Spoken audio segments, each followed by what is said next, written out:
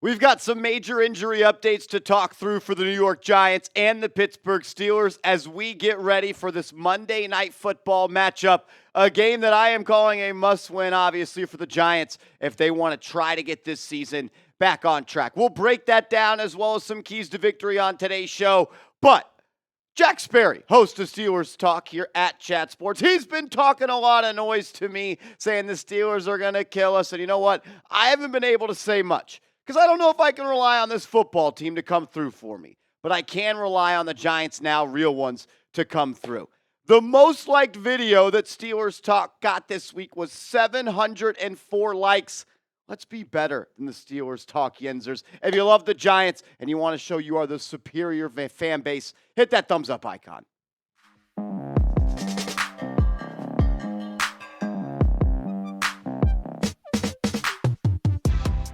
You're watching Giants Now by Chat Sports. I am your host, Marshall Green. Let's get into it. The 2-5 Giants hit the road to take on the 5-2 Pittsburgh Steelers Monday night in Pittsburgh under the bright lights. It'll be on ESPN. We'll also be here live on the channel for a watch party. We'll have an hour-long pregame show, so subscribe and turn notifications on. Let's start with the biggest injury news that came out after Friday's practice, and that is around your right tackle, Jermaine Eluemunor. He did not participate at practice. He is dealing with a hip injury, and if he cannot play, the New York Giants are going to be in serious trouble. Even if he can play and he's not close to 90, 95%, they're going to be in trouble. This Pittsburgh Steelers pass rush is one of the best in the National Football League, and the Giants, they don't have depth at that tackle position. Josh Ezeudu is already starting at left tackle for Andrew Thomas, and it was Evan Neal at the right tackle spot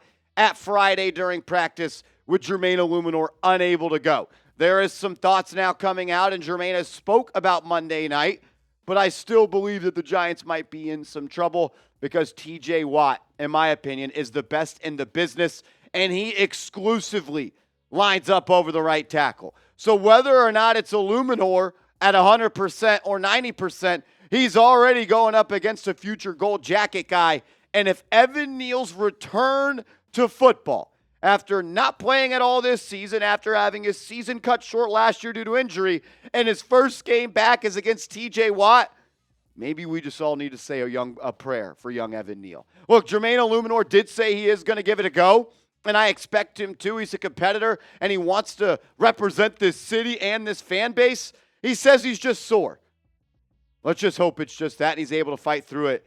Because, man, just not even just at that right outside linebacker, or I guess technically would be the left outside linebacker spot in TJ Watt. This entire defense, especially the front seven for the Pittsburgh Steelers, is unreal. We actually got my boy Jeffrey Cooperstein here on the video today, the producer of Steelers Talk. Coop, I don't feel good about the Giants O-line versus the Steelers front seven. The Steelers front five, really front seven, are absolute dogs. Alex Highsmith is one of the most underrated pass rushers in the league, and Keanu Benton's having a breakout year as well. Then you have the vets in Hayward and Ogunjobi. It's certainly going to be a tough task for this Giants offensive line. You're already thin at that left tackle spot. Andrew Thomas is not going to play. Ezeudu's going to get the first crack there.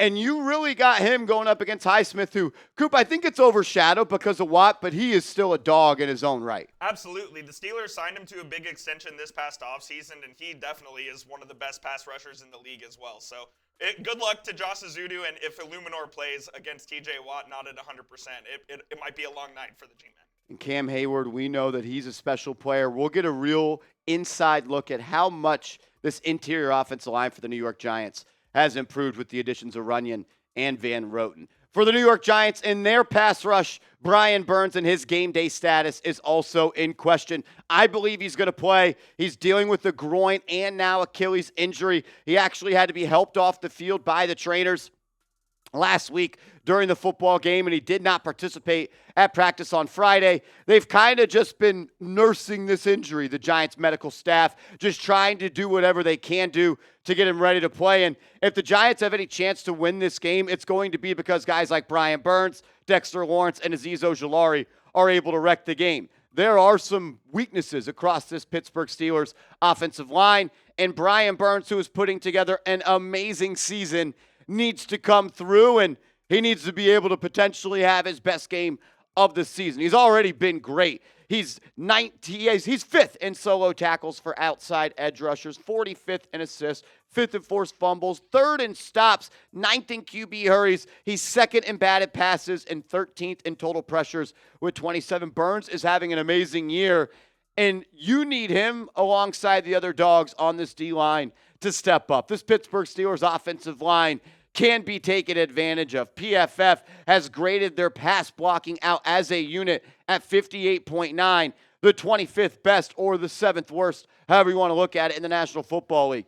Dan Moore Jr., the 30th offensive tackle. Isaac Seumalo, who came over from the Pittsburgh Steelers, the Philadelphia Eagles, 55th. They've got a backup center. We talked about him earlier in the week. That's where Dexter Lawrence has to dominate.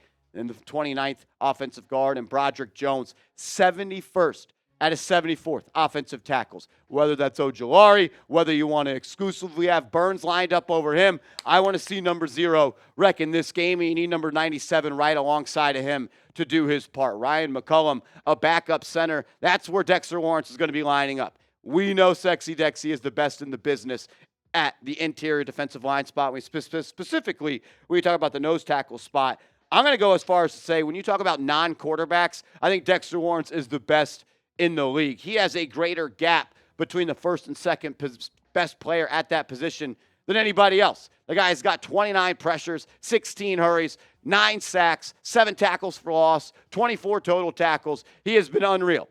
And the formula for the Giants to win games this year has been very simple.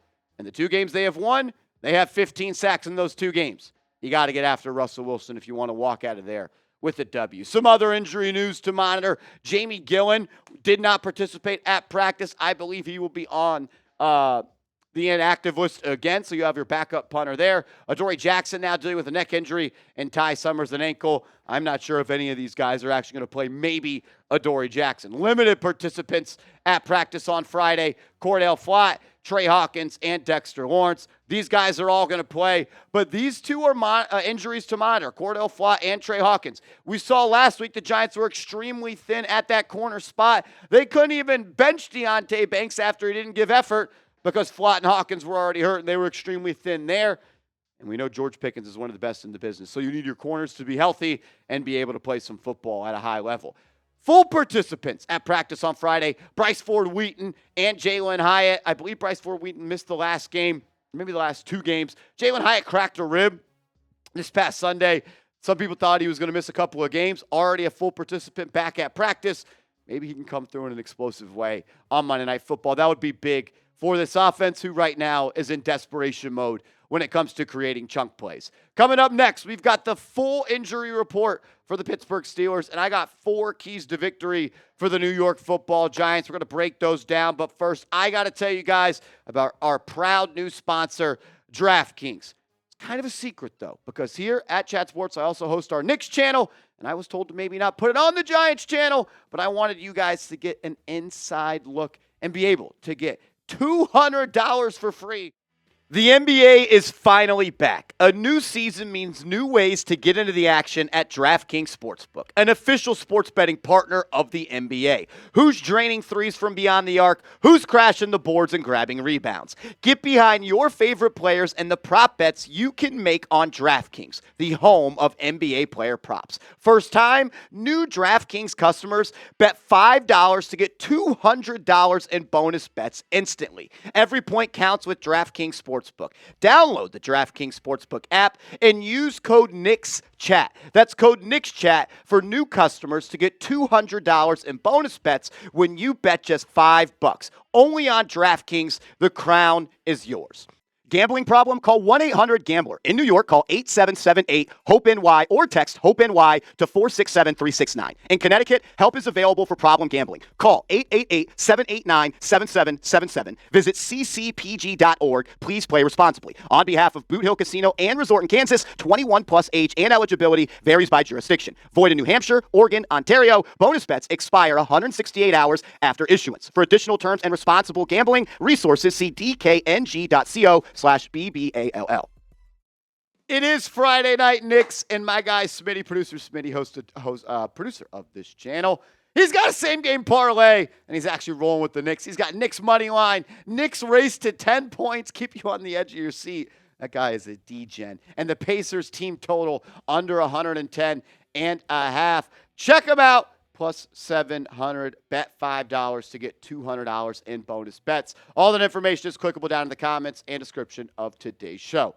All righty. 4 ways the New York Giants have to be successful and the areas they need to be great at to win this game. Dexter Lawrence has to wreck the game. We talked about that. The backup center for the Pittsburgh Steelers. You need him to be great, and you need the national media after Monday Night Football to be talking about Dexter Lawrence as the Defensive Player of the Year. He deserves it. He's been the best in the biz. I'm just not so sure if a team that maybe wins 5 games is going to be a team that gets awarded with that honor. You also want primetime neighbors to show up. We saw him on Thursday Night Football. That ain't primetime. It ain't even on cable. Monday Night Football, we need primetime neighbors to show up. Get him the ball early. Get him the ball often. Find unique ways to scheme him open. You know Mike Tomlin's going to come up with a creative way to stop him. I expect Joey Porter Jr. to travel with him and probably some safety help over the top.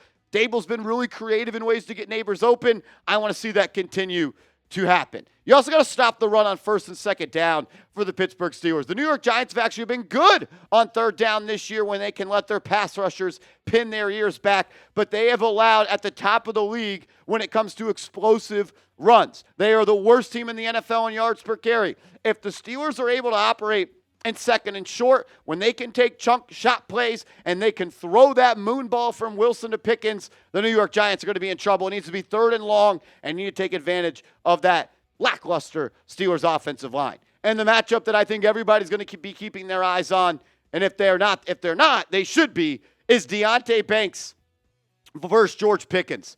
Pickens, in my opinion, has cemented himself as the best wide receiver in the NFL when it comes to contested catches, going up, climbing the ladder, and going up and plucking it off the top of the DB's heads. Very strong at the catch point. And that's like one of the biggest weaknesses of Deonte Banks' game. He's sticky in coverage. He can stay attached to that receiver's hip, but he's been soft at the catch point.